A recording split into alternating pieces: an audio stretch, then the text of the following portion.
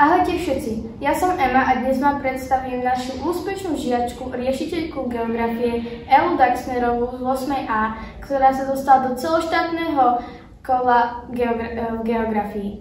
Takže Ela, nevždy sa žiakom zapojených do predmetových olympiád podarí dostať sa až na najvyššie kolo, a to je celoštátne. Tebe sa tento školský rok podarilo v geografii. Finále prebiehalo počas 2 dní a pred koncom mája v Tatranskej Lomnici. Približ nám trochu príbeh celoslovenského kola.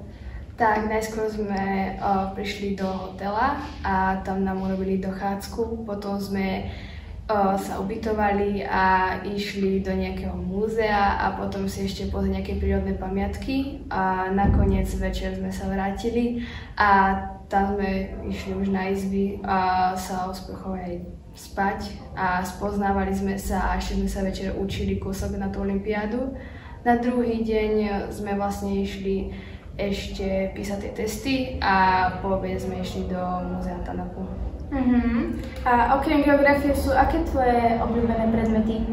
No tak geografiu veľmi nemám rada, ale skôr mám rada dejepis a chémiu. A keby si ty ako žiačka s úspechom v geografii mal možnosť vybrať na precestovanie jednu krajinu sveta, ktorá by to bola a prečo? Neviem si vybrať jednu, ale tie dve najlepšie boli asi Francúzsko a Švajčiarsko. Francúzsko kvôli Parížu a Švajčiarsko kvôli prírodným pamiatkám horám. No a čo máš v geografii rada a čo naopak veľmi nie?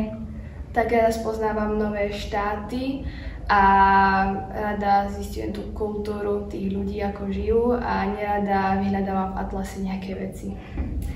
No, o chvíľu odchádzaš študovať do Banskej Bystrici do francúzskej bilingválnej triedy. Gratulujeme k úspešnému prijatiu.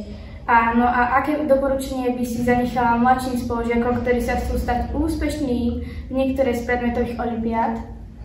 Tak neučiť sa na poslednú chvíľu, ale nechať si čas dostatočný a učiť sa hlavne z nejakých dokumentov, pozerať ich aj nejaké videá a učiť sa z materiálov, ktoré vám dali učitelia. Ďakujem za rozhovor.